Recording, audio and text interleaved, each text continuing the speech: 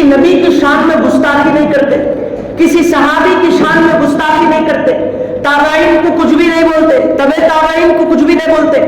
اب جہاں بھی معلوم ہو گیا انہیں اللہ کا ولی ہے، بعد میں کرتے، ان کے پیروں کو پہلے چومتے۔ یہ فرقہ ہمیں ادب سکھاتا ہے، یہ فرقہ ہمیں تعظیم بتاتا ہے کہ بڑوں کی کیسی ادب کرنا، چھوٹوں پر کیسے شفقت کرنا، یہ فرقہ ہمیں یہ سکھاتا ہے۔ اب دوسرے فرقے خراب ہے، کیسا معلوم ہونا تو ان کے سامنے جا کے اللہ والوں کے تذکرے کو چھیڑنا، ان کے سامنے جا کے بزرگان دین کے تذکرے کو چھیڑنا۔ اگر تذکرہ سن کے خوش ہو کے بولا کہ واقعی سچ بات ہے، میرا ایمان ہے، تو سمجھنا اپنا والا ہے۔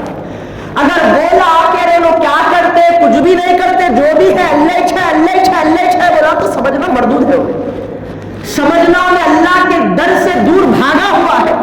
وہ اللہ کا بھی گستاخ ہے، وہ ولی کا بھی گستاخ ہے، وہ نبی کا بھی گستاخ ہے۔ بولے کہاں سے نکالے مول صاحب؟ اللہ کو تو کچھ بھی نہیں بولا انہیں بولا اللہ کے ولی کو۔ کیا بولا؟ دیکھو، محبت جس کو کسی سے ہوتی تو محبت، اس کے اندر سے محبت کی بو آتی جب وہ گفتگو کر رہا ہے۔ اگر عداوت کسی کے اندر ہو تو اس کے لہجے میں وہ عداوت کی بو آتی۔ اگر آپ کسی کے سامنے کوئی اللہ کے ولی یا کسی کے بارے میں کچھ بولو، اگر وہ اس شخص سے محبت کرتا ہو تو میاں تم اتنے بول رہے، ان کا اور بڑا مقام ہے، میاں تم اتنے بول رہے اور بھی اچھا ہے، اس کی یہ بھی خصلت ہے، اس کی یہ بھی عادت ہے، تو معلوم ہوتا ہے اس کے اندر سے اس شخص کے بارے میں محبت کی بو آ رہی ہے۔ اگر وہی جو ہے ایک دوست دوسرے دوست کے سامنے تیسرے دوست کی برائی کرے، اگر وہ اس برائی کو سن کے یہ بولے کہ نہیں میاں انہیں اچھا ہے، تو محبت کی بو آ رہی۔ اگر بولا کہ تجھے اتنے معلوم ہے انہیں ایسے ایسے بھی کارنامے کر کے چھوڑا سو ہے، تو پھر معلوم ہوتا کہ دشمنی کی بو آ رہی ہے۔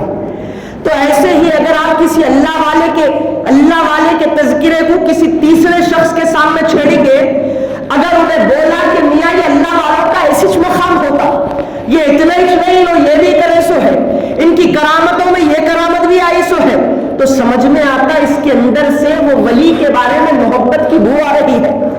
اگر انہیں یہ بولا کہ جو بھی ہے اللہ اچھ دیتا، اللہ اچھ کرتا ہے، وہ کچھ بھی نہیں کر سکتے، انہوں تو روز باللہ چلے گئے، ایسا بول رہا تو آپ خود بولتے، میرے کو بولنے کی ضرورت نہیں، ارے لگتا ہے کہ وہ ولی کے بارے میں بغض رکھتا ہے، کینہ رکھتا ہے، دشمنی رکھتا ہے۔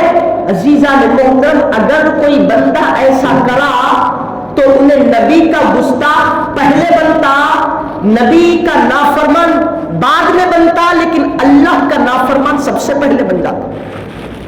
وہ ولی کا باغی پہلے بنتا، لیکن اللہ کا باغی پہلے بن جاتا۔ کیسا؟